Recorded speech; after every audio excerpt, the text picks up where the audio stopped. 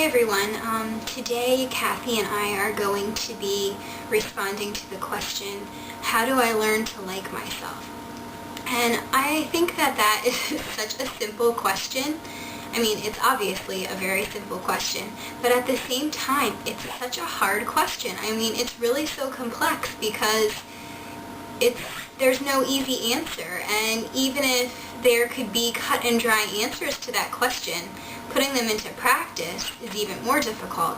So I'm really excited to answer that question actually, because I have a few ideas and I hope that you guys will like them.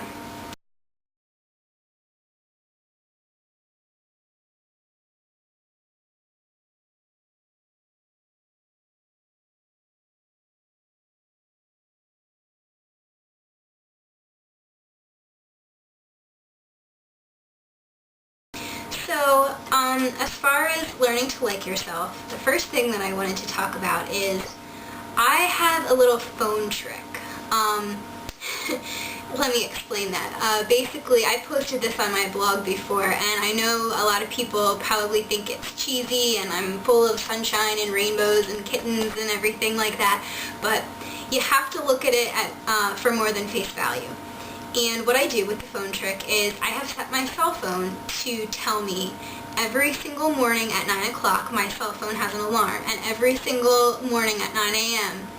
I get a message on my cell phone that says, I like myself. And basically it's just a reminder every single day, and I've done it since January, I believe, since the new year, so for several months now. And it tells me to like myself. And I know that's kind of silly, you're telling yourself to like yourself, but just think about it for a second. Because it's funny, first of all. You know, I get this message and it says, I like myself. And it makes me smile. It doesn't make me feel like trash. It doesn't make me feel bad. It might make me feel a little silly, but it doesn't make me feel stupid or bad. And the thing about that message is it's reiterating something. It's telling you something over and over and over again. Just like somebody, you know, if they get told, you're fat, you're fat, you're fat, every day for their whole life. Now, do you think that they're going to grow up living their life thinking that they're fat? I think there's a really good possibility of that. You know, if somebody gets told every single day for their entire life, you're stupid, you're stupid, you're stupid, every day, do you think they're going to grow up and live their life thinking that they're stupid? I think there's a pretty good chance of that. So this is kind of the opposite, and I know it seems a little bit strange, but let me tell you guys, it really works. I suggest you program a little message into your cell phone and have it pop up the same time every day. It doesn't have to be I like myself. I like that one because it's a very challenging statement. It's something that we don't usually tell ourselves, and as far as this question that we're responding to today, how do I learn to like myself, I had to bring it up. I mean, it was just too good not to share. So anyway, that's the message that I have on my phone, and it kind of brings to mind a phrase that I've used before, fake it till you make it. Have you guys ever heard of that? Basically, you know, if you don't believe it yet, keep saying it to yourself, and one day, eventually, you'll believe it. And if you think that it's not true, and you won't eventually believe it, I would suggest that you give that a little bit more thought, because guaranteed if you're told you're fat or you're stupid every single day, you would start to believe that. So there's no reason why it can't work in your favor with a trick like that.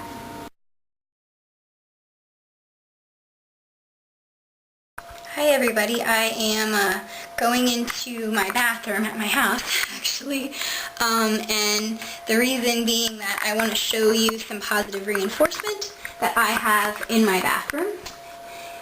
Here right next to my mirror I have a little framed thing on the wall, and I have 3 positive quotes that I really like, and the thing about this is they're there every single day, and I see them even if I don't take the time to actually read them, and it's just like, having something in your day that constantly is a reminder of something, and it's there every single morning and every single afternoon and every single evening for me. So here's me in my mirror.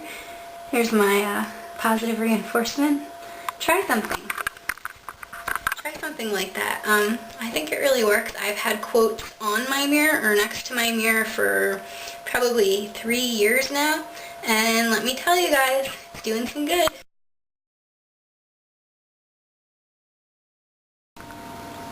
Alright, so how else can you learn to like yourself? Besides positive reinforcement in your home and strategic places, and besides little cell phone reminders that can be considered goofy, I think that another good idea is to find a childhood photo of yourself and make it a really good one. Some photo that you just have a good feeling about. You love the child that's in that photo, and make a copy of it or take it from wherever you have it and put it in your wallet or in your purse or in a notebook or a journal, somewhere that you go to a lot, or in something that you have with you on a regular basis. And whenever you're having really bad thoughts about yourself, pull that out and look at it. And it's really hard to hate yourself. It's really hard to hate a child, and if that child is you, it's going to be really hard to hate yourself. And you can't help but feel something for the child within you. And we all have a child within us, and we were all children once, and maybe we had childhoods ripped away from us. Maybe we had bad childhoods, maybe we had good ones. It doesn't really matter, but you want to find a picture of that child that's you, and keep it with you, because it's a very good reminder, and it's a really good lesson in seeing beyond what is on the surface. There's a child within all of us, so I just really like that idea as well. I would suggest that to anybody. The next thing that I would suggest is to stop comparing yourself to people. And I know that this is a really hard one, because I think we all do it, eating disordered or not. We're guilty of comparing ourselves to others at some point in our lives. But a lot of us that are eating disordered do it every day, multiple times a day. And this is pretty much like the barrier between you and liking yourself. So you have to try to break this down as soon as possible, as soon as you can. And stop comparing yourself to other people, to anyone else in this world, because when it comes right down to it, there's only one you. You are the only you out there in this world. So comparing somebody else to you, or comparing yourself to somebody else, is so futile. It really doesn't mean anything.